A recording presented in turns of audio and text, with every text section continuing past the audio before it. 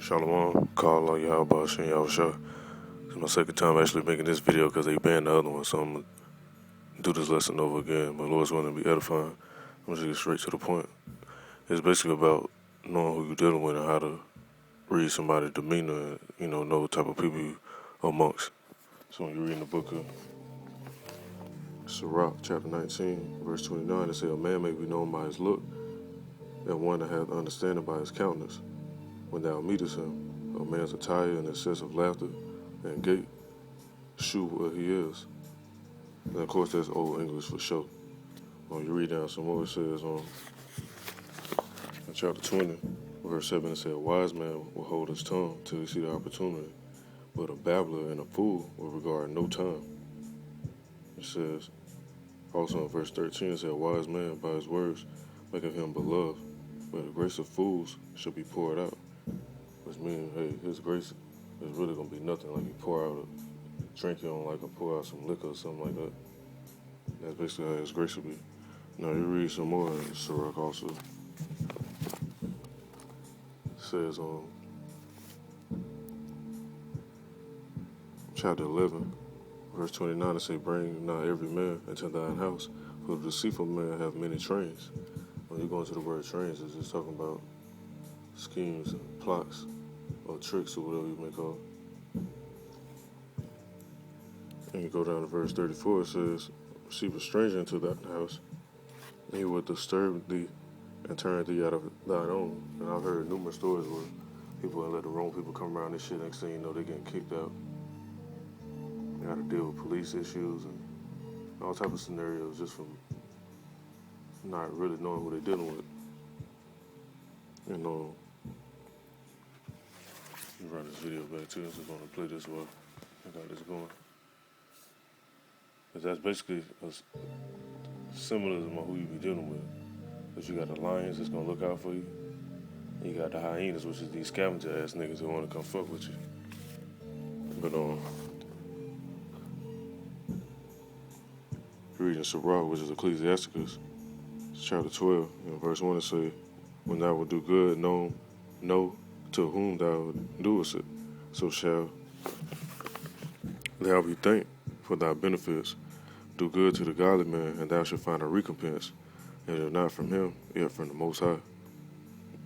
So, you can look out for certain people, but you got to know who you're looking out for, because you might be helping somebody do some wicked shit.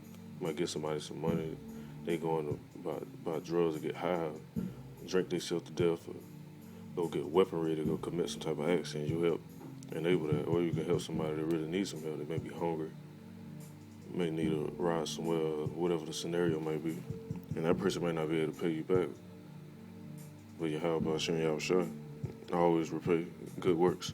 So in verse 3 it says, "There can no good come to him that is always occupied in evil, nor to him that giveth no alms. Give to the godly man, and help not a sinner. Do well unto him that is lowly, but give not the ungodly. Give not to the ungodly." It said, "Hold back thy bread, and give it not unto him, lest he overmaster thee thereby, for else thou shalt receive twice as much evil for all the good thou shalt have done unto him." Now you jump down and verse 8 in chapter 12, it say, "A friend cannot be known to prosperity." Because when you balling and you got money, you spending all this money and shit, anybody gonna hang out. Of course they gonna hang out. They see you got bottles, whatever, plenty of food around, money to spend. That's why I say a friend cannot be known to prosperity, and an enemy cannot be hidden in adversity. In the prosperity of a man, enemies will be grieved, but in his adversity, even a friend will depart. Yeah, and I experienced that numerous times. Adversity hit, hey, you see who really rocking with you. Your woman might leave, your family members act funny with you. People you thought was your friends, they really weren't your friends, they was just there for that prosperity. Now when you jump down on verse 16, and like I said, I wasn't gonna make this long, I just wanted to make this short and redo this video since they took down my other one.